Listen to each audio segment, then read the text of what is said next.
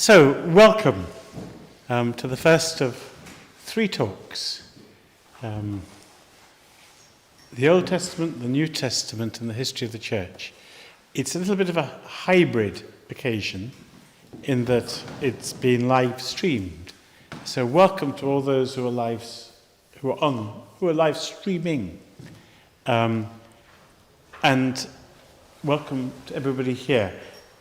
I'm never quite certain how one manages to talk to an audience, stroke congregation, and engage those live streams. So, given that there are three talks, we'll probably learn as we go along. I had prepared this talk yesterday, quite a long way in advance for me, and then this morning, as I try to do at 9 o'clock, and normally it's about 9:25, I got to the prayer room to pray. And in the last few months, I've been reading this book by Gerhard Lofink called Jesus of Nazareth, What He Wanted and Who He Was. And it's by a German biblical scholar, and so reasonably heavy, which is probably why I've only done 170 pages in 6 months. But I opened it up. I always just read 2 or 3 pages at the start of prayer, just to get myself in rhythm.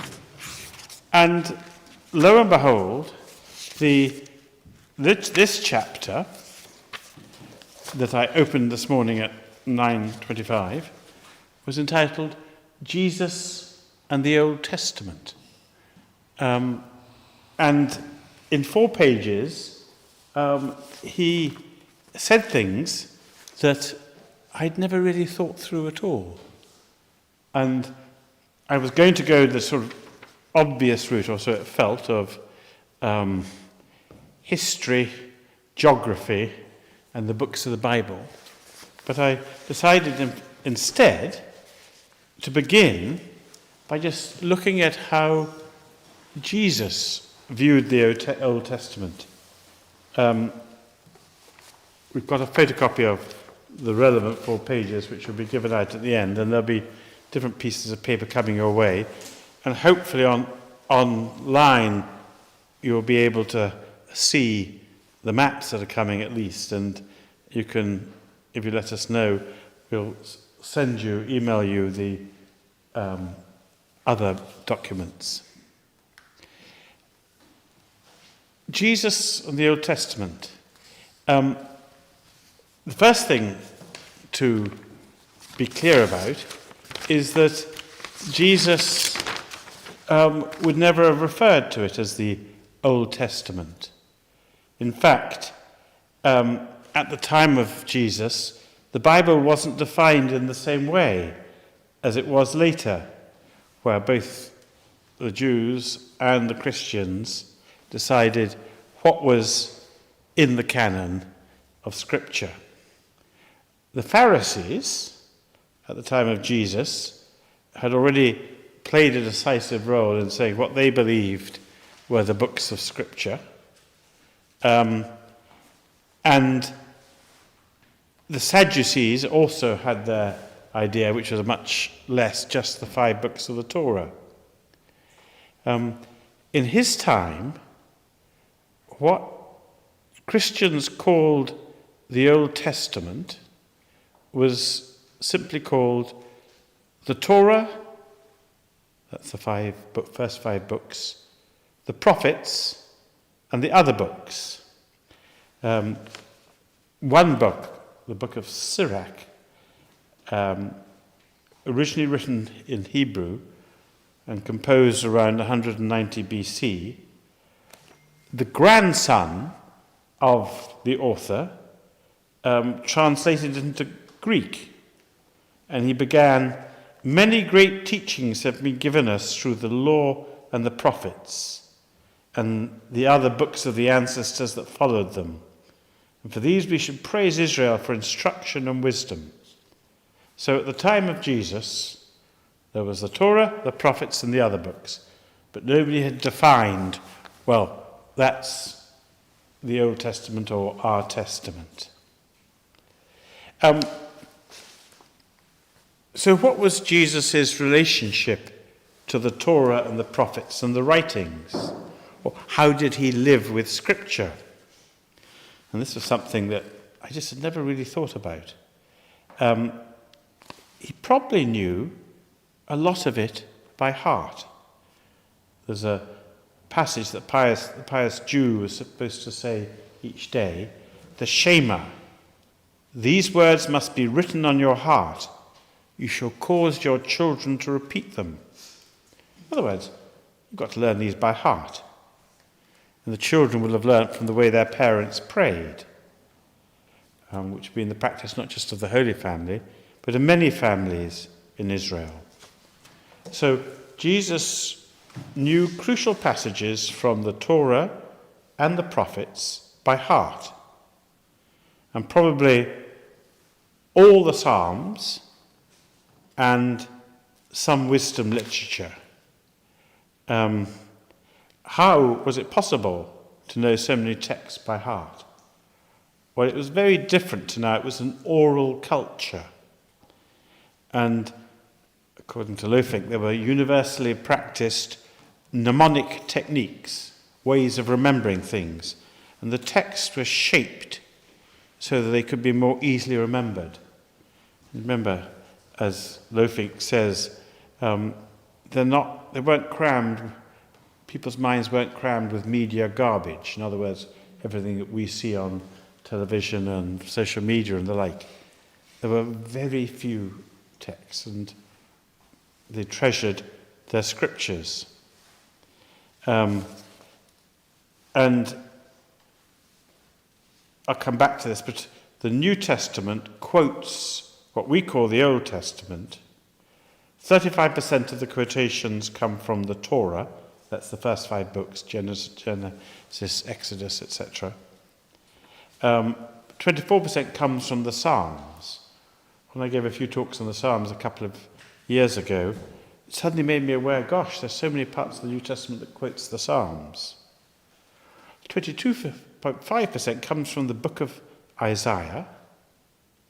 And the book of the 12 prophets is 10%, and then the other books of what we call the Bible, 8.5%. So the New Testament has lots of quotations from the Old Testament, but some books are much more important than others. And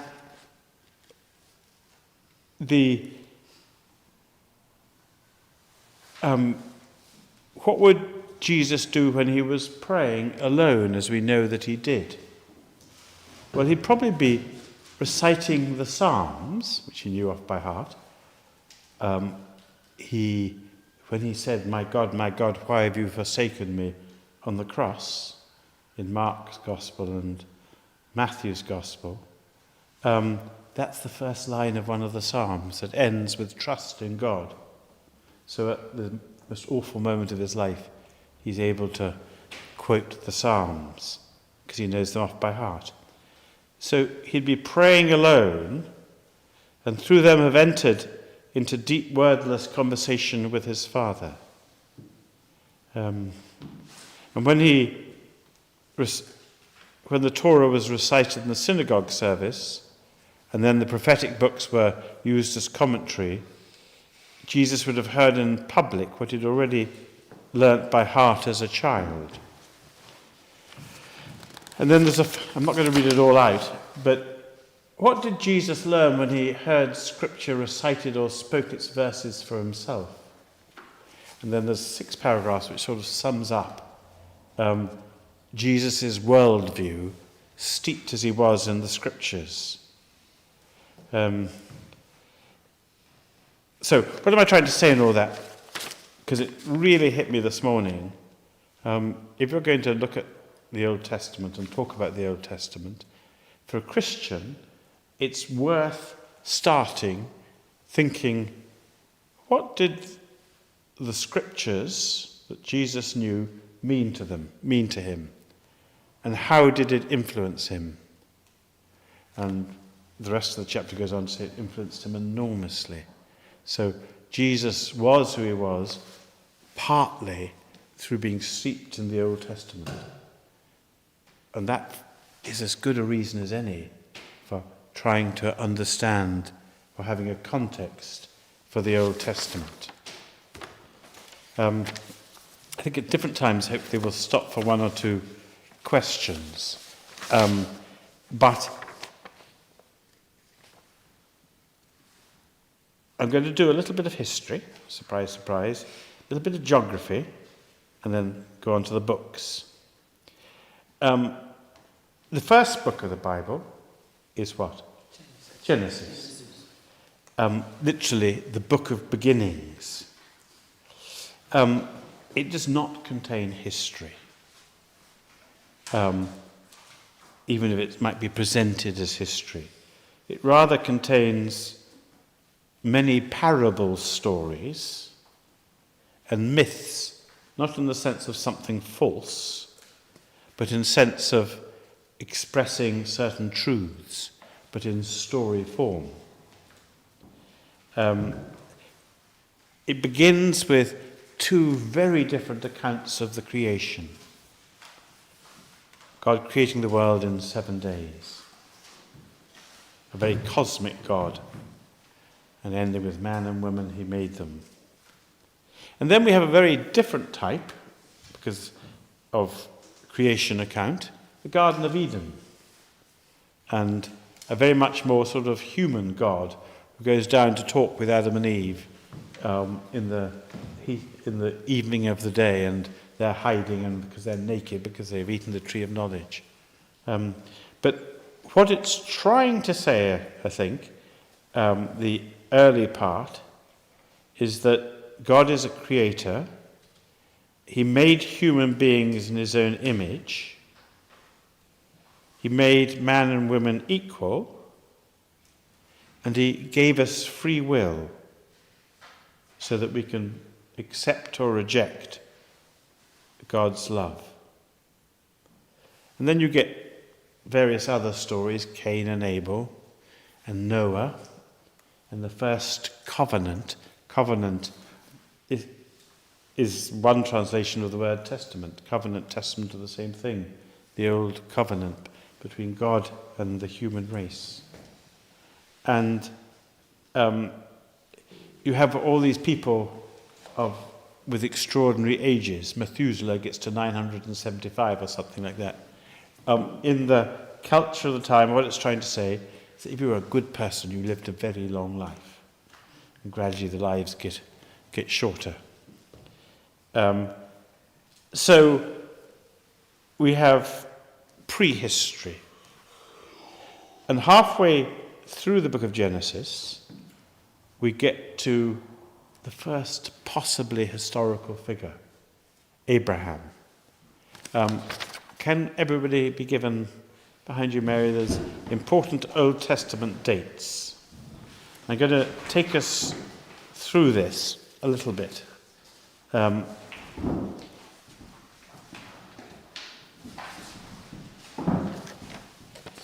I think Francis is kindly going to put it online, these dates.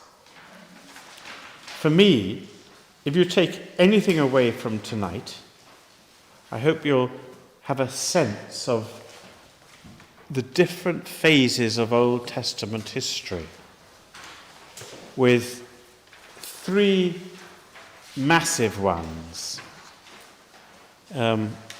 Just keep. You can put them there. The kind of three dates on which to. Sorry, have you not got? About 1250 BC, Moses leads the Hebrew slaves from Egypt towards the Promised Land. 250 years later, David becomes the second king of Israel, and he conquers the Jebusite city, Jerusalem, and he makes it the capital of his kingdom, which is made up of disparate tribes. And that and the following King Solomon, that's the kind of golden age of Old Testament Israelite history that they always look back on. But very soon they're split into two kingdoms, and the first of the great empires goes and destroys Israel in the north. I'm going to come back to all this. And then there's only Judah left, from which we get Jew, which is the area around Jerusalem.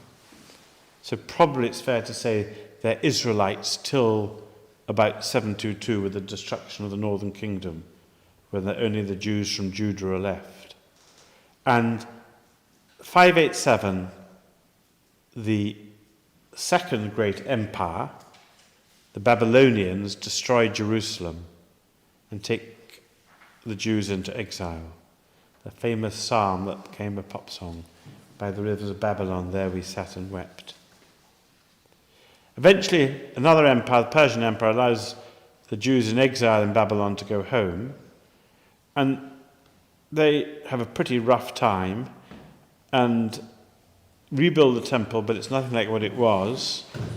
And then Alexander the Great conquers Palestine, and you've got 200 years of Greek domination, 100 years of semi-independence, and then the Romans appear on the scene. And 60 years after they do that, Jesus is born. I'm going to come back to that, but there's three key dates. And I say three key dates. There's a lot of controversy of how historically accurate the Bible, the Old Testament is. I should say all along, I'm not a biblical scholar, and I've not studied it at great length, but I have had to preach for nearly 40 years and trying to understand where the readings come from. And I find it really useful just to have a sense of what part of Israelite history we're dealing with when we have a reading, because it does make the context or alter the meaning. Let's have some maps. There are two maps about the whole kind of area, the Near East. There's one which has got all the ancient names, and that's going around that way, and the other that's got the modern countries. But my whole understanding of the Bible and of Israelite history was enormously affected by going on holiday 3 years in a row to Syria and Lebanon and Jordan, and Egypt. And I suddenly realized that poor old Israel was this tiny country surrounded by empires who kept on conquering them. They tried to be independent, but they had very little chance.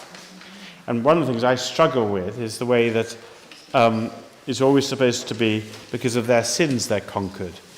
Whereas in historical reality, it's liable to be as much because they're a tiny country and there's a big empire trying to conquer them. Now, are we getting everything mixed up? I think they were all of those. So, if you look at these, you can see one, the towns and cities of the Bible lands. Okay? The towns and cities of the Bible land, which has got the modern names for the countries, with Greece and Turkey in the top left, and top half Azerbaijan and Turkmenistan. But you get down to Assyria. Do you see Assyria? Beneath Lake Van, northeast of Syria, Assyria, with Nineveh, modern-day Mosul, that recently got destroyed in the battle to defeat ISIS. And you go down through Baghdad, welcome May, and you get to Mesopotamia and Babylon, and that's the other great empire. So, and then you can see Lebanon and Israel, and how Israel is just tiny, with the Sea of Galilee at the top and the Red Sea. And if you go to the left, you see Egypt, which was, in a sense, the great power before the Assyrians and the Babylonians, and was always fighting them. If you go to the other page, you have things with all the ancient names. The ancient Near East, the setting of the Genesis stories. So, Turkey is the Hittite Empire. Down a bit you see Assyria in capitals this time, and Babylonia. Arabia and the whole desert. And you see where Israel is, Canaan. You also see Egypt.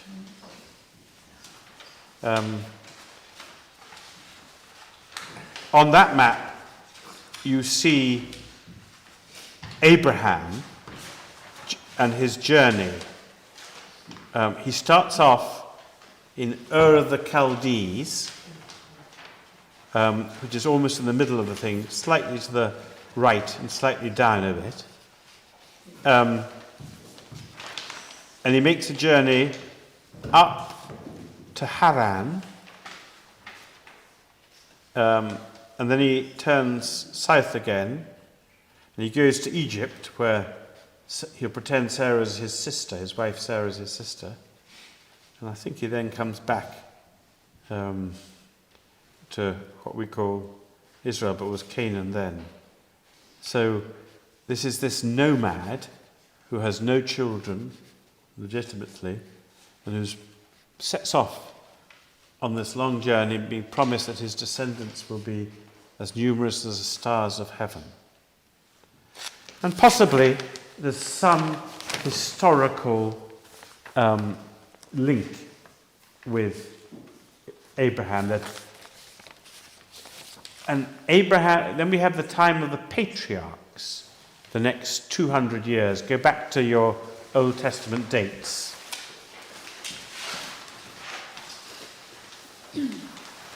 So you remember, 3 visitors come out of the blue, out of the desert, to Abraham and Sarah, and he gives them a nice big meal. And they promise him that he'll soon have a son. And Sarah, like a good Bedouin woman hiding in the tent, hears it and laughs. And that's why Isaac is called Yitzhak, which means laughter. And Isaac has 2 sons, Jacob and Esau. And if you remember, Jacob steals Esau's birthright because his mother, Rebekah, wants him and not his brother to get the birthright. So she dresses him up because, famous lines, Esau was a hairy man and Jacob was a smooth man. I think, was it Peter Cook who made a very famous skit about that? So Jacob having made up with Esau, eventually he has 12 sons, the progenitors of the 12 tribes of Israel. The youngest, or second youngest, is Joseph. Now this is a slightly old version, because in the Jerusalem Bible, it hasn't got his multicolored dream coat, it's got his coat with long sleeves. But we had a reading the other day with the new ESV translation, and it's a coat with many colours. So perhaps Tim Rice and Andrew Lloyd Webber got it right after all. And if you remember the story of how there's a famine in Egypt and Joseph's been sold into slavery, but he becomes very powerful in Egypt, and he eventually, when Jacob's sons come in search of grain, he recognizes them, and he sends them back to get Benjamin, and eventually he reveals himself to them. And this is the second half of the book of Genesis. It's a great story and worth reading. And then you move into the book of Exodus, and you jump really 400 years, and as it's presented, the Hebrew are now slaves. They're foreigners in a different country, and they're in fact probably used to build the pyramids. And there is one reference to them on an Egyptian stela, I think it's called, the Habiru, which we think might be the Hebrews. And Moses, who has quite a charmed life in terms of, because they decide they're trying to, a bit of ethnic cleansing, they're going to kill all the male Israelites born, or all the male Hebrew slaves, but Pharaoh's daughter rescues Moses, and eventually he becomes the leader of the Hebrew slaves. And as we hear in a tremendous reading at the Easter Vigil, Moses leads them through the Red Sea, and the Red Sea comes back on the Egyptians. But they then have 40 years in the desert because they're disobedient. What have I got here? What do you think's happening here? This icon.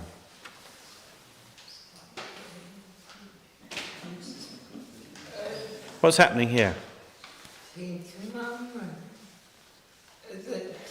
quite right, Evan. Moses is receiving the Ten Commandments from God.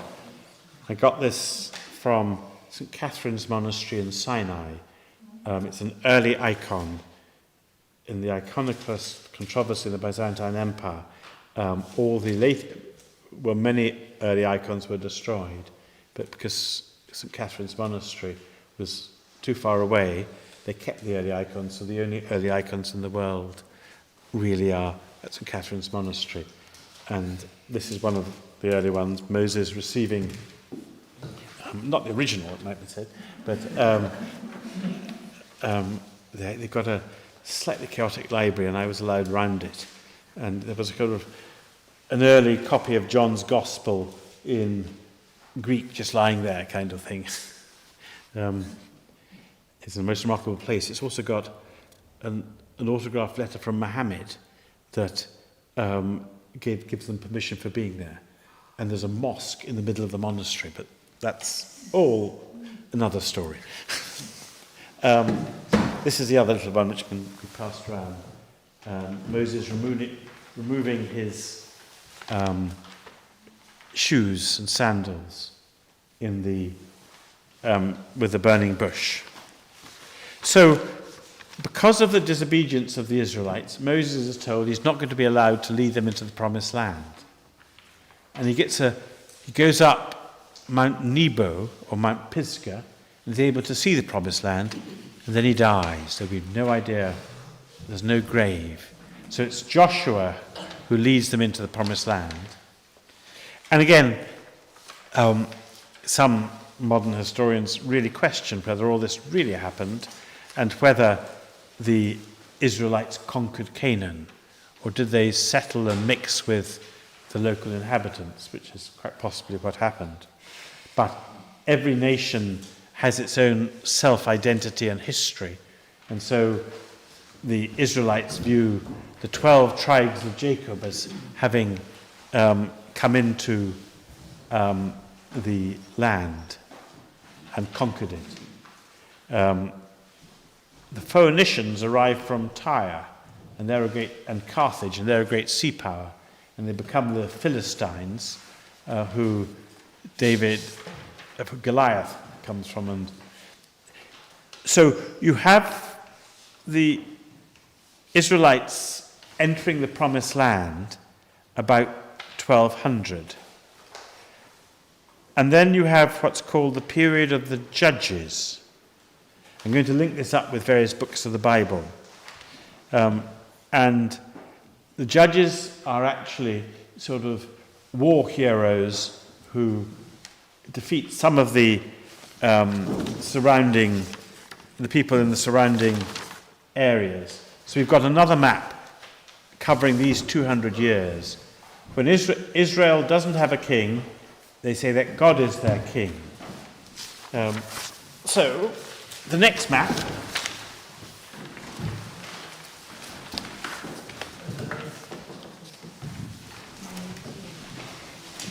the setting of the stories of Joshua, the Judges, Samuel, and Saul.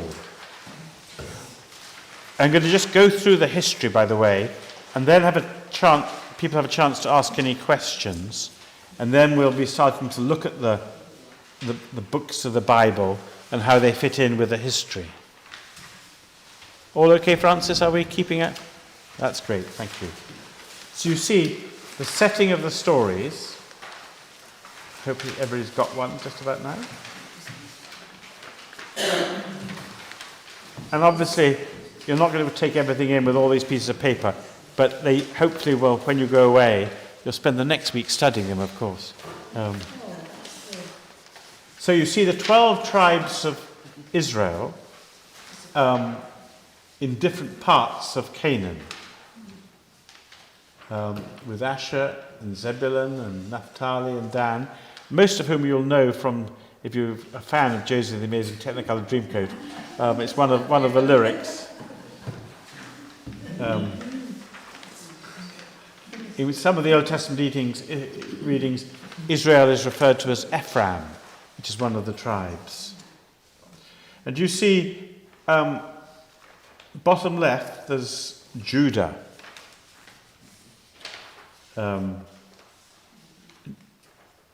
Judah is going to be what eventually becomes Israel as we know it.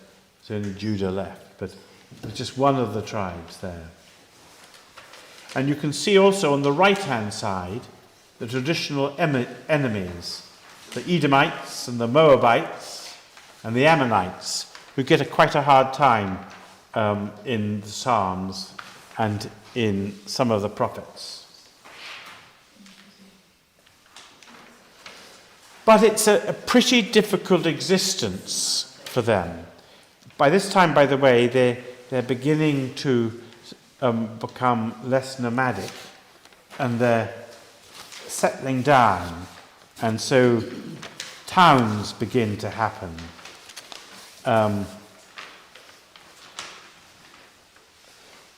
So here it says, after Moses, the people settled in Canaan, which the Romans later called Palestine after the Philistines. They were started off as farmers, but then became town-dwelling crafts and trade people.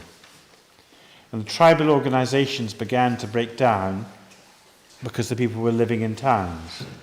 And the old loyalties gave way to new ones. And people needed to find security and pride in different social structures. And for the Jewish people, the sense of being part of a united and great nation was given popular expression by the appointment of the first king. The first king was Saul of the tribe of Benjamin, who had a son, Jonathan. And Saul seems to have had mental health issues. It's fascinating reading the various historical books of the Old Testament because there's a very different views about kings. In some parts of the Old Testament, kings are viewed as a sign of the people not trusting in God anymore. And there's one prophet who says, well, the king will take your daughters and he'll take your servants and you'll have to run at the front of his chariots. Whereas there's another stream of writings that make the kings everything and the representative of God. One of the things about the Old Testament is a whole library with lots of different theologies and approaches. So eventually, Saul gets defeated in battle and commits suicide. And David, who's the youngest of the sons of Jesse, and who, if you remember, made his name by defeating Goliath the giant, he is anointed king by Samuel. And again, it's one of I think the first book of Samuel, or the second book of Samuel, is a very readable account of David, who is a rogue at times and a great man at other times. An example of him being a rogue is when his army's fighting a battle, and he's back in Jerusalem, and on his roof, because people live on their roofs, he spies Bathsheba having a bath, and he rather lusts after her and summons her, and they sleep together. And then he feels guilty, and so he thinks that we've got to get Uriah the Hittite. Remember, Hittite was the empire from Turkey. Uriah was fighting and was married to Bathsheba, and so they tried to get Uriah summoned back to Jerusalem, and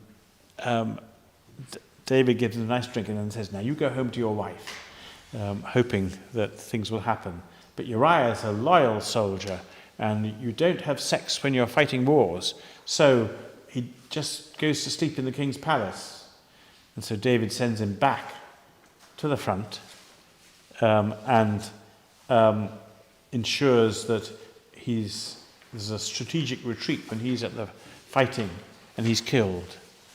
So he's an adulterer and a traitor, and eventually Bathsheba becomes an accepted queen because David laments and goes into sackcloth and ashes and things like that. But so David is this very mixed character who's also very musical.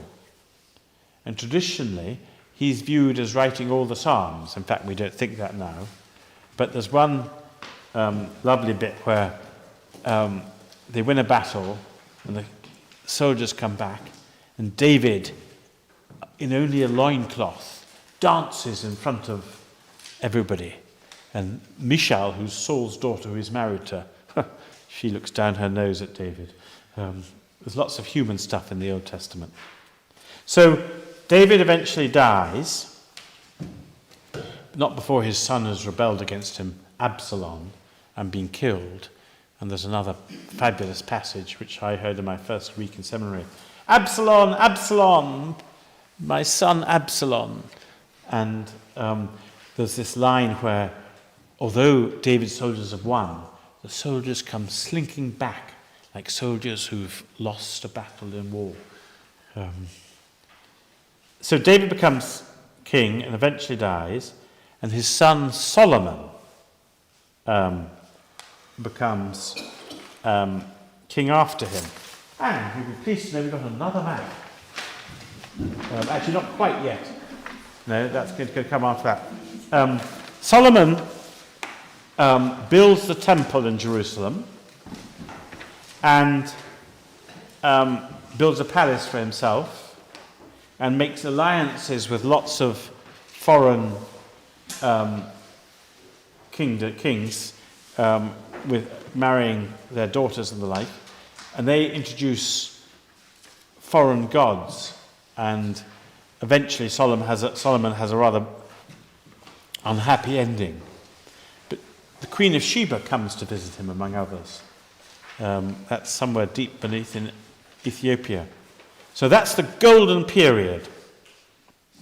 But when Solomon dies, Israel splits into two kingdoms, one called Israel in the north and the other called Judah in the south. So let's have another map.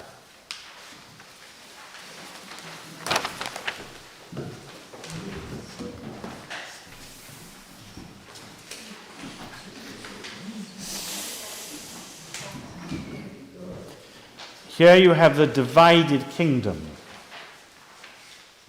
Israel, based at Samaria, with temples at Bethel and Shiloh and Shechem, is much larger than Judah and more powerful. And it's around this time, 900, 800 BC, that the prophets begin appearing on the scene, like Amos, and they challenge people to or the rich who are fleecing the poor. And they start, prophets don't foretell the future. That's something we make of them. Prophets are people who speak truth to power and who try to defend the poor.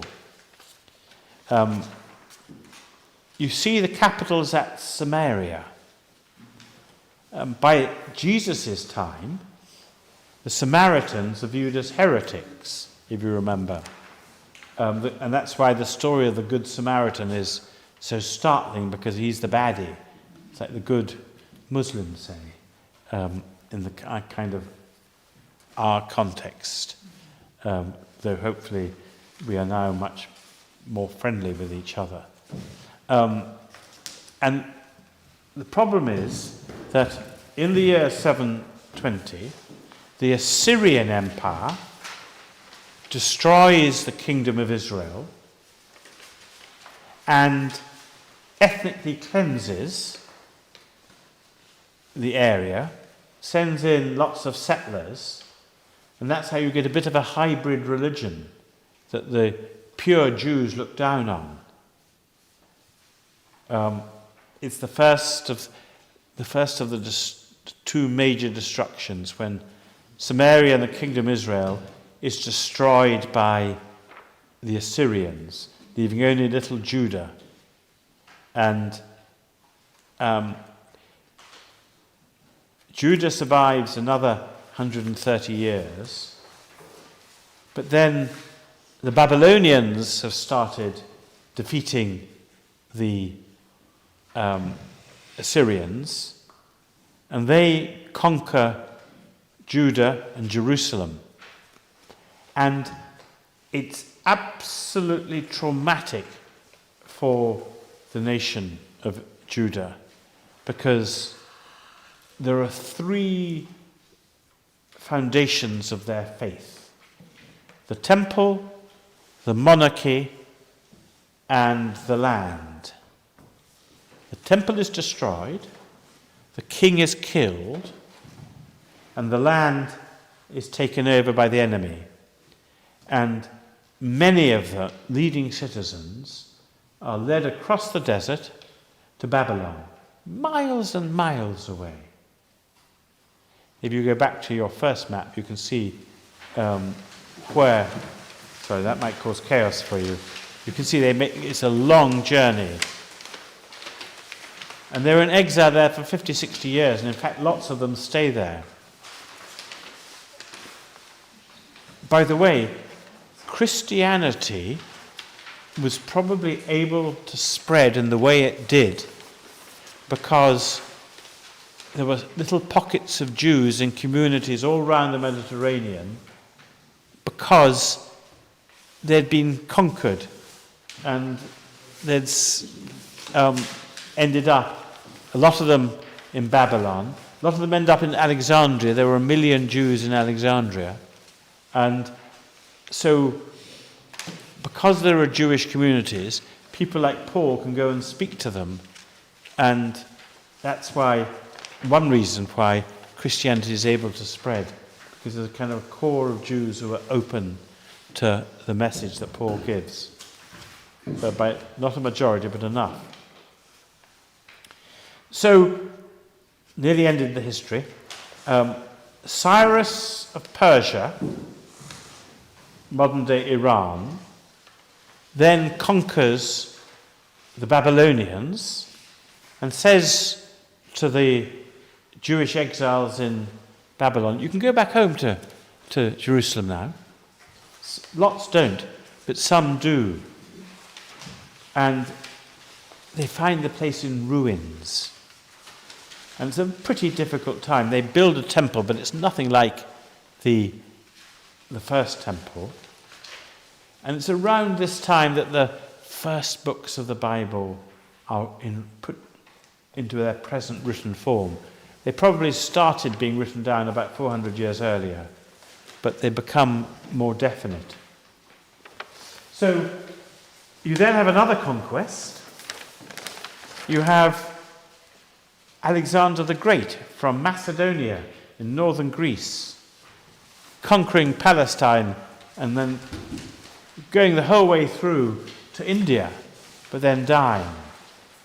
And his generals then take over different parts of his empire.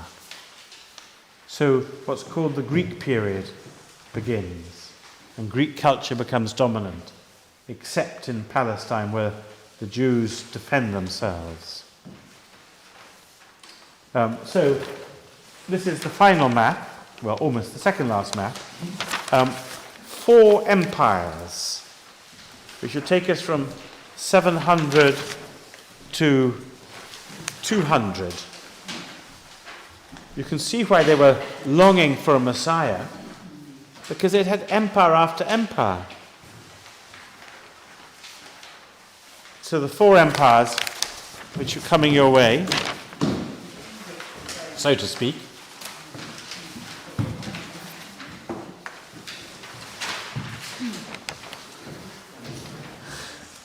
The top empire, you can see the Assyrian Empire, with its capital of Nineveh,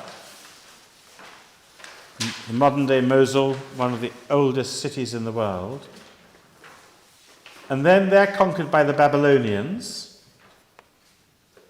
And there's the Babylonian Empire, which does for Judah. And then you have the Persian Empire under Cyrus. And the Jews are sent back to Judah to restore Jerusalem and build the temple. And then finally you have the Greek Empire under Alexander the Great, and you've got 200 years where the Persians and the Greeks struggle for supremacy, and you have wars between them. And poor old Israel is just sort of a client state. They do have about 100 years of independence when the revolt of the Maccabees takes place.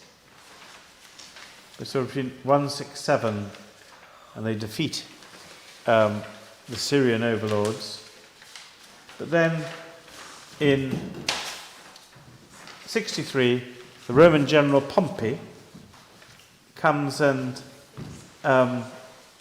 conquers Palestine for Rome. So you can see what a checkered history they've had.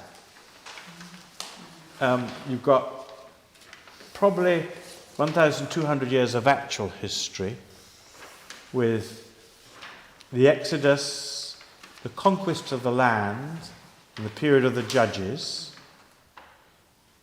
David and Solomon, the great high point, and then the kingdom splitting into 2, and the Assyrian Empire destroying the northern kingdom, the Babylonian Empire destroying Jerusalem, and then the Persians allowing the Jews to go back home from Babylon, and 400 years where, if I say not too much of note happens, well, a lot obviously happens in 400 years, but the Israelites are not a powerful state. They're a small state at their best. And they're eventually conquered by Rome. And Rome uses client kings like Herod to govern the people, but some areas they cover themselves. So Pontius Pilate is in Jerusalem, which is an area, and this is the final map, and Francis has got there first.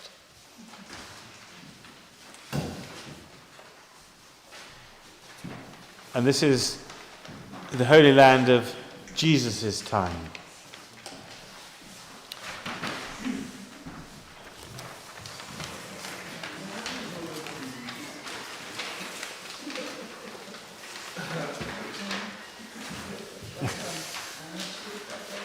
Lots of colour to look at next week. Oh.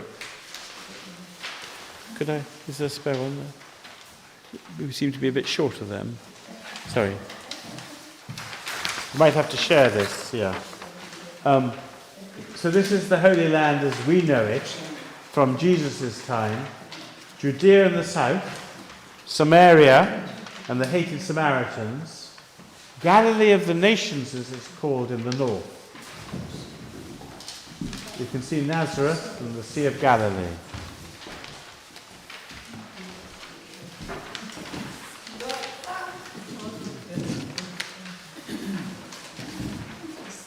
So I've tried to give an overview of the history before going on to the actual books of the Bible and where they fit into the history. Has anybody got any questions? There's an awful lot to take in. If I was you, if you're just going to remember three things. Remember Moses and the Exodus about 1250, King David conquering Jerusalem, and his son Solomon, golden period, 1000 BC. And then 400 years later, you get the exile into Babylon, which scarred them. And they needed the law, the Torah, of the first 5 books to guide them. They needed it written. There's no temple, there's no priesthood, there's no king.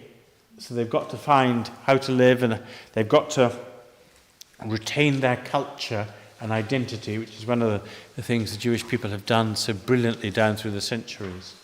This cultural identity based on the book, the Torah. I was wondering about the temple here.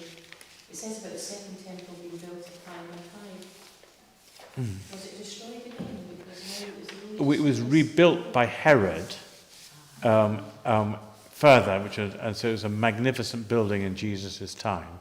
Herod the Great, like many sort of proud kings, has big buildings programs.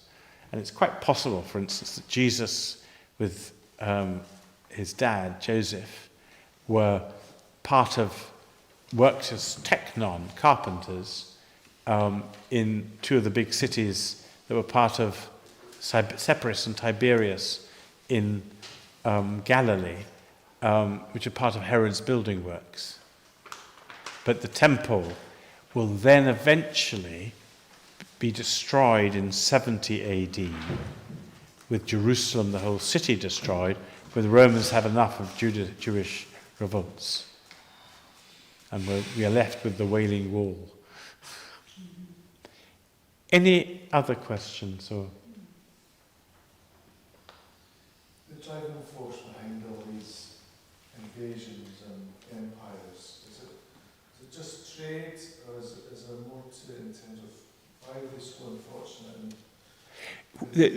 There's a desert on one side of them, and they're on the trade routes. And the trade will be between Asia Minor and the Fertile Crescent, Mesopotamia, Iran, Iraq, modern day there. It all goes through what we know as Israel.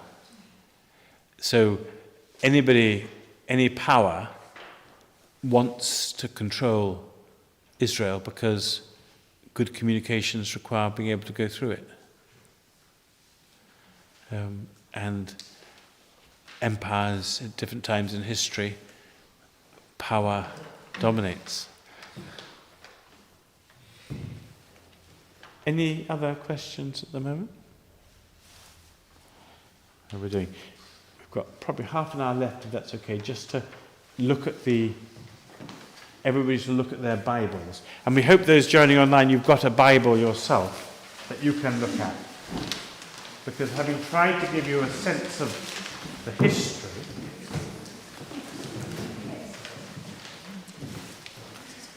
if you open it up, you should see there should be an index. If you've got a Jerusalem Bible, you'll see there's the Pentateuch.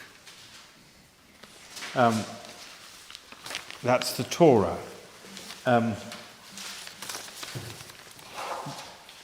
Again, just a little bit of an overview. The Jews divide the Bible, what we call the Old Testament, into 3 sections.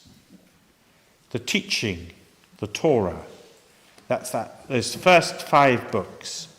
Genesis, which is all these parable stories, Noah, and then has Abraham and the patriarchs, Jacob, Israel, Isaac and Jacob, and eventually Abraham.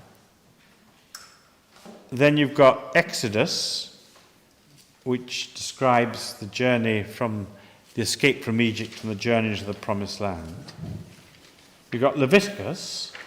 When people read the Bible, they often feel, well, I'm going to read it through. They always get stuck in Leviticus because it's full of law codes, some horrific ones. There's Numbers that retells the story in Genesis and Exodus in a slightly different way. And there's Deuteronomy, which sort of sums it all up. And it was probably written down about 900 BC, the final form 400, and it's the sacred books. The Sadducees in Jesus' time just accept the Torah. But the Pharisees and other Jews then accept, they have what's called the prophets. What we Christians call the historical books, they call the prophets. Joshua, Judges, Samuel 1 and 2, Kings 1 and 2. And that includes the description of David and Solomon, and then the chaos that follows.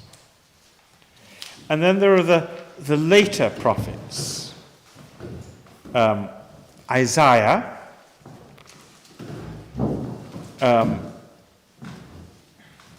Jeremiah, and Ezekiel, who are the 3 great prophets. Isaiah is written in 3 different times. There's first Isaiah, second Isaiah, third Isaiah. Jeremiah probably ends up in exile in Babylon, and he's had the very difficult task of telling the Jews in Jerusalem, no point fighting the Babylonians, you're going to lose. Just give up. And it doesn't go down very well. And Ezekiel, who is pretty wild, he is writing to encourage the people in Babylon. So he's writing in Babylon. And then you've got the 12. Baruch, Hosea, Joel, Amos, Obadiah, Jonah, Micah, Nahum, Habakkuk, Zephaniah, Haggai, Zechariah, Malachi. And then you've got, this is the Jewish Bible, the writings, which is really everything else. The wisdom books. Job, the Psalms, Proverbs, Ecclesiastes, Song of Songs, which is love poetry, and Ecclesiasticus.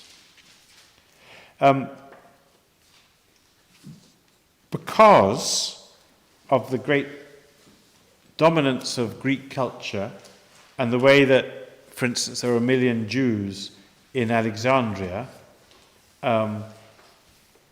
there, the Old Testament, as we know it, got translated into Greek, and it's called the Septuagint.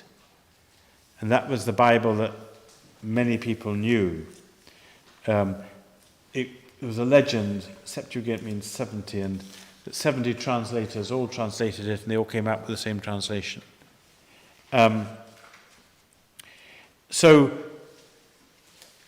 the 39 books in Hebrew and the 7 books in Greek, Christians accepted all 46 of them. When the Jews reformed themselves after 70 AD through the Pharisees, and they decided they weren't going to accept the books in Greek. So they were rejected by the Jews. And jump forwards 1400 years, and the reformers, they too decided they'd follow the Jews, not the Catholics, and they'd reject the books in Greek, the 7 books. And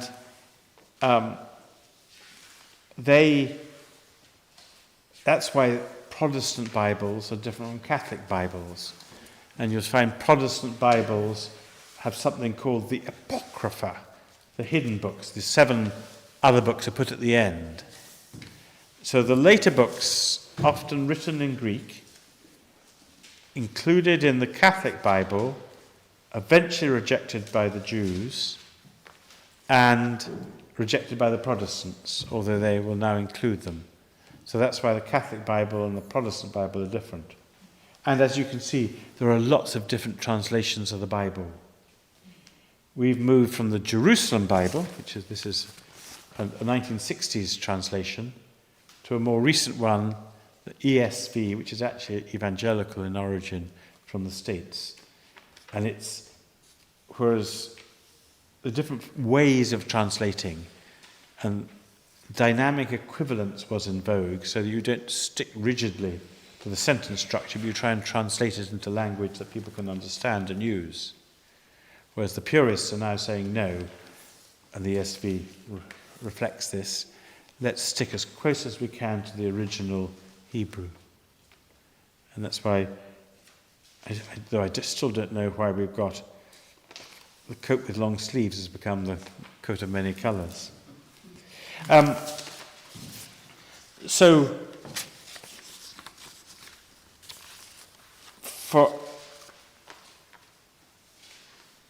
we Christians we Catholic Christians, divide the Old Testament into the Pentateuch, the Torah, then what we call the historical books, Joshua and Judges, that covers that period from 1200 to King David, Ruth, which is a lovely fable, a story, and I'll come back to that, Samuel and Kings, which cover David and Solomon and the time after that. Chronicles, Ezra and Nehemiah come on later and cover the post-exile, so 500 and 400. And you've got these other books, like the books of the Maccabees, which describe the Hasmonean defeating of the Greeks in the 2nd century. So they come from all over the place. And there are called the writings, the wisdom books,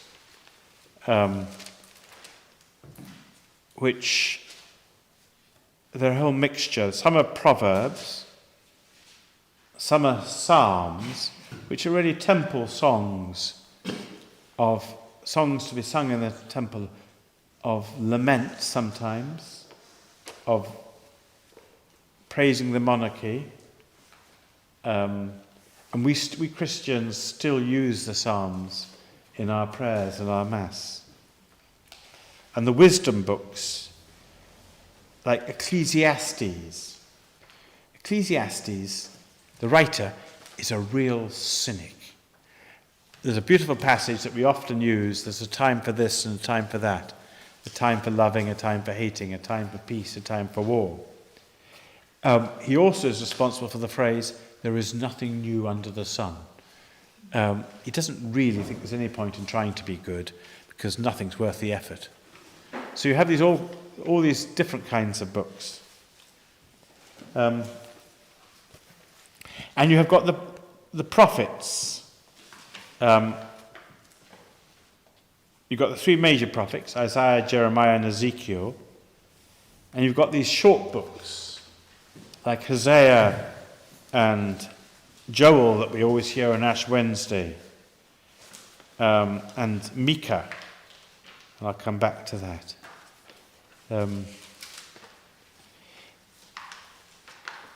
I think it's good to look at the contents and just try and familiarize yourself with how we divide it. The Pentateuch, the historical books, the wisdom books, the prophets. And they're written at all kinds of different times, and they take their final shape later. The Book of Wisdom, I think, is written about 50 BC, so it's just before Jesus. And it might well have been written in Alexandria, whereas Jeremiah would have been written down in Babylon. And yeah. Any questions on this? So I don't know if I've been very clear on this. There's oral tradition, hundreds of years of songs and prayers passed on by word and mouth, but they eventually get written down and over several centuries are assembled. The Torah is probably finished and accepted by 400 BC, the prophets by the 2nd century before Christ, and then the writings, which are even later.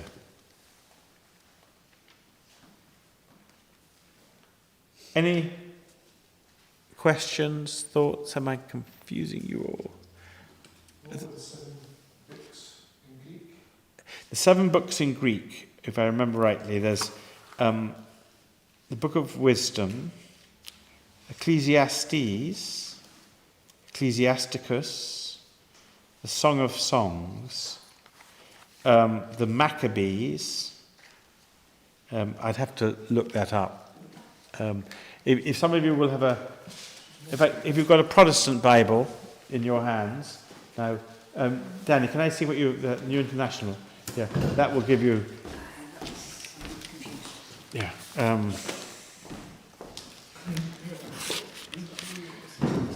No, it doesn't say where the. I'll have to provide the answer next week. Yeah, mainly it's the wisdom books. It's the later books written in Greek. Can you pass that back to her? Yes, sorry, yes. Evan, I think yours might give us a clue. So, with the Apocrypha, let's see what it puts them in.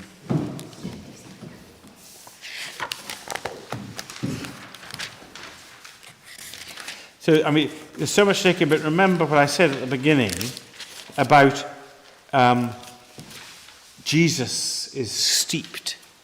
His faith is steeped in these writings, which come from different times in history.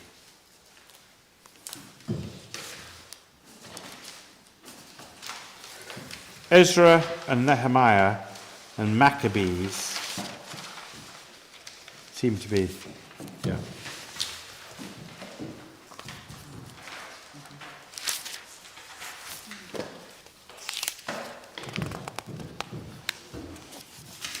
Yeah. Tobit, Judith, the Wisdom of Solomon, Ecclesiasticus, Baruch, the letter of Jeremiah, 1 Maccabees and 2 Maccabees. So they're scattered around different parts of the Bible.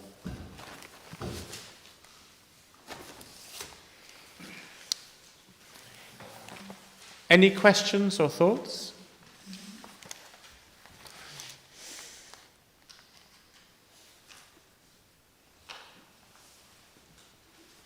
Or perhaps I'm going to do something personal now.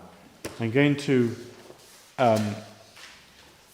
take 5 passages from the Old Testament that at different times in my life have meant a great deal to me. Because it's good to remember that we approach Scripture on 3 levels. What actually happened, and this particularly in the New Testament, who was saying what to whom and in what circumstances, how it was written down and the editing of the person who actually wrote it down, and what the Word of God speaks to our hearts now. So you need both head and heart. I think we need to have a certain knowledge of how the Bible came to be, the different types of literature in it. For instance, the book of Ruth is down as a historical book. It's actually a lovely little short story about how Naomi and her husband leave Bethlehem in a time of famine. It's set in about the 1100 BC. And they go to Moab, and they marry the two sons of Naomi, Mahlon and Chilion. They marry two Moabite girls called Ruth and Orpah. But Naomi's husband dies, and the two boys die, Mahlon and Chilion. And Naomi decides she's going to go back to Bethlehem. And very gently she says to her two daughters-in-law, I'm off. You stay here and find new husbands. And Ruth says, no. Wherever you go, I will go. Your people will be my people. Your God, my God. And they set off to Jerusalem, and they're pretty poor. They're to Bethlehem, and they end up, Ruth is helping in the fields, and she lies down at Boaz, the owner's feet, in a sense, I suppose, waiting to be seduced, and Boaz takes her as his wife. And she ends up as the grandmother of King David. So it's a lovely story. But it's one of these readings that you often find at weddings. Wherever you go, I will go. Your people be my people. Your God, my God. I was somewhere today and people were saying, would they go off with their mother-in-law or not? I won't ask for any answers on that one. Where was I going with that? Oh, the passages that mean a lot to me. Yeah.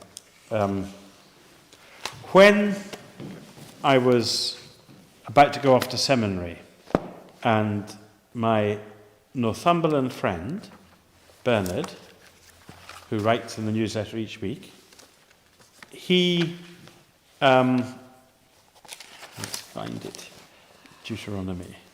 I had it, there was a passage, here we are. No, it's Jeremiah, not Deuteronomy. He wrote out for me when I was trying to make up my mind about whether or not to go. And he wrote it out, and I put it up by my shaving mirror, so I saw it every day of my 4 years in seminary. And this was the passage, Jeremiah 29:11-14. I know the plans I have in mind for you. It is Yahweh who speaks. Plans for peace, not disaster, reserving a future full of hope for you.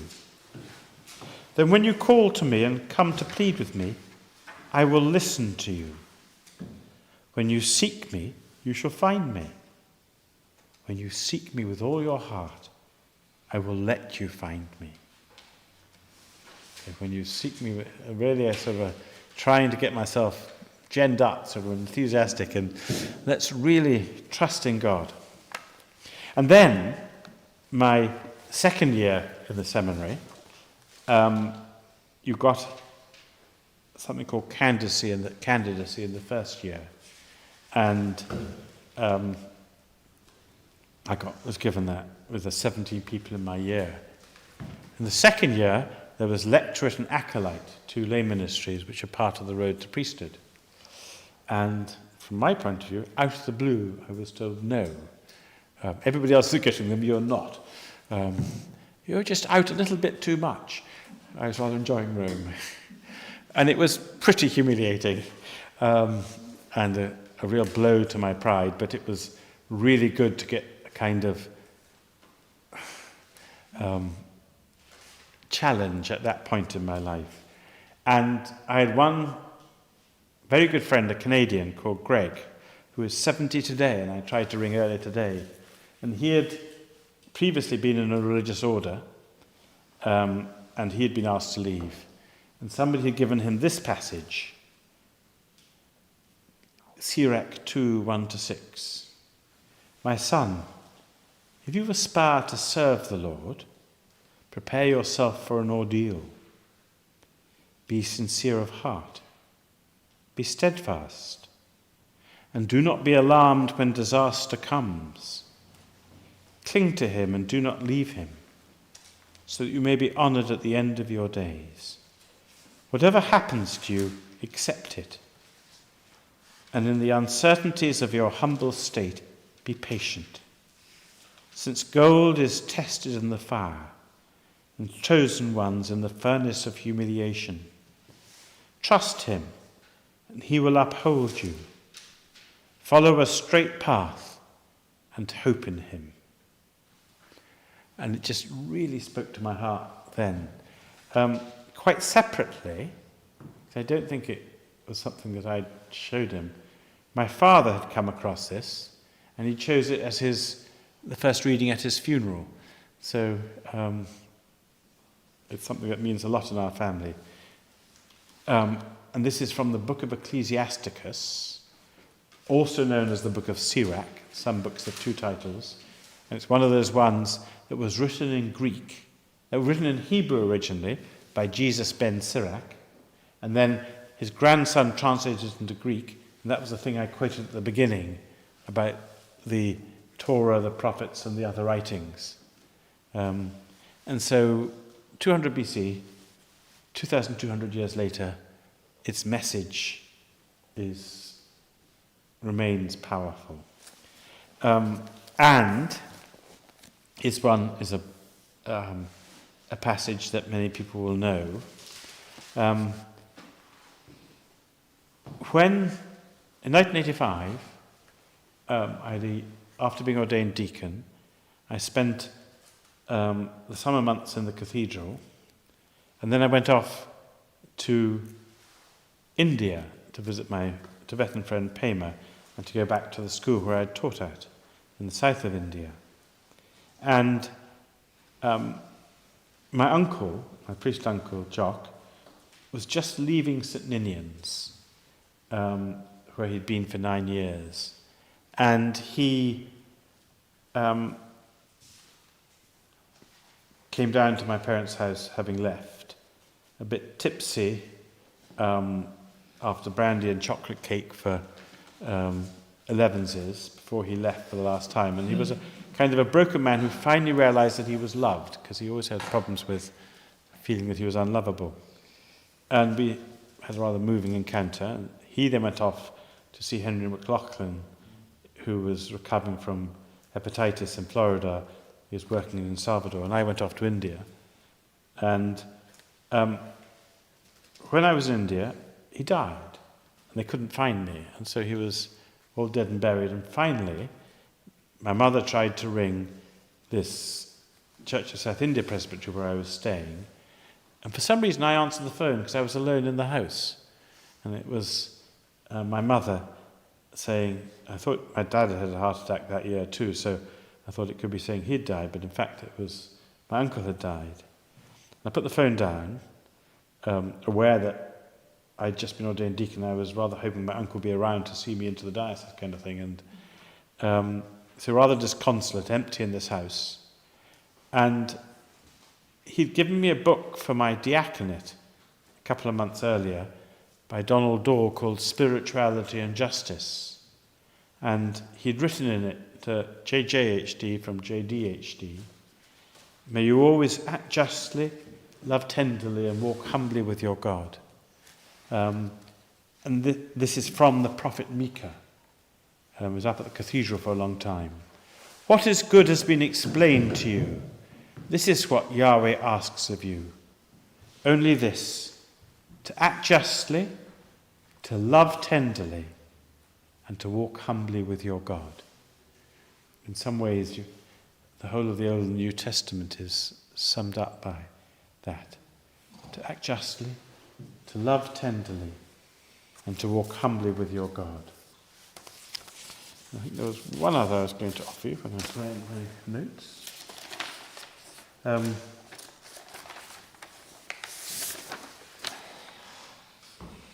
Yes, the reading that we had yesterday, the burning bush, a very powerful reading, and it's got a particular place in my heart because the first parish I was parish priest of was St Mary's Leslie in 1992.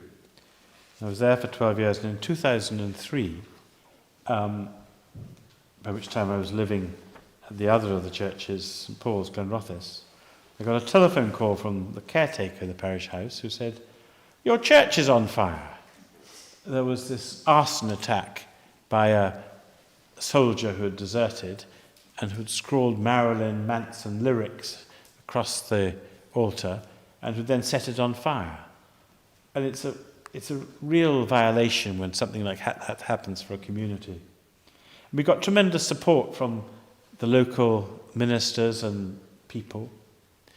And the wonderfully named Baptist minister, John McSporran, he came into the church to offer his support. The church had been an old Free Church of Scotland church, and as such, it had had the emblem of the Church of Scotland, the burning bush, on its front, with the Latin words "nec tamen consumebitur," and it will never be consumed. And John McSporran felt something beneath his feet, and he looked down, and it was a charred page from the lectionary of the burning bush. So, yes, there are awful bits in the Old Testament, and people will say we should just get rid of it. But there are also some. It's not fair to say that it's sort of a fierce God in the Old Testament and a gentle God in the New Testament. Not least because Jesus can be pretty bracing, but also there are lovely gentle bits in the Old Testament too. And it's good to know the context of things, but it's also good and to know the overall history. But it's also good to know, to let it speak to one's heart at particular times in one's life. I think probably it might be time to end, since you've been listening for an hour and 20 minutes. A final chant, sorry for those online too, and I hope you've been able to follow. And it's lovely to have you with us. And thank you for joining. Any questions, thoughts, comments? There's just so much history that, I'm just overwhelmed by, how much the history, I was going to say, even comes to this present day, and you see Israel struggling or trying to survive. It's just, when you put it all into context, it's a great help. I hope it is. Yes. Yeah. Anybody else, anything? We were just saying that, when we grew up, we didn't really know about the Old Testament because we didn't really hear much of it, and it's kind of presented to us as the kind of Protestant bits of it, and the word Bible even. It took me sometimes a child to realise that the gospel came from the New Testament. And as a child, there was a group called the Band of Hope in Edinburgh. Now, we used to, don't know why, but along the end of my street, we must have been heathens. I lived near Cape Riverside, where the road was okay. And they would, the Band of Hope, would pick up any children that came, and you went to this slope, and they asked you questions. They gave you Bible stories and asked you questions and so forth. I never knew the answers to any of them because it was all from the Old Testament. I didn't feel I had any knowledge at that point. And that's when I realised And for me, it's what I read today has made a big impact about Jesus's, the scriptures that formed Jesus and which he knew off by heart. And he took and gave certain weight to certain parts of it. Like we all do that.